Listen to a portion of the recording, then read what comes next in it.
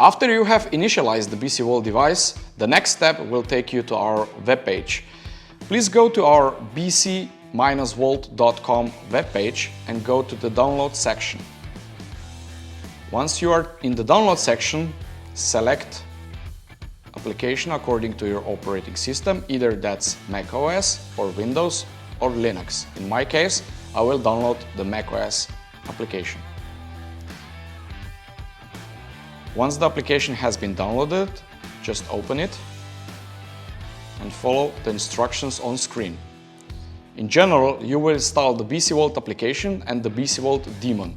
BC Vault daemon is used for talking to third-party websites, providers or services. It's not needed by default, but we certainly recommend you to install it too.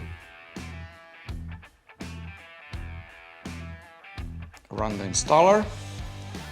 Read the license agreement, which you have to agree to, and install the application accordingly. Once the installation is complete, you will find the BC Vault application in your list of applications or application folder.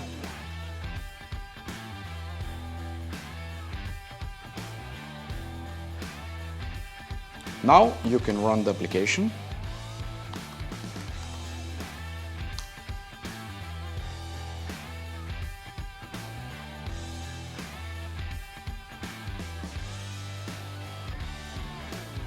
And you will see that the application did indeed detect that your BC Vault is brand new from the box, thus you have to initialize the global password and global PIN, which we will do in the next step.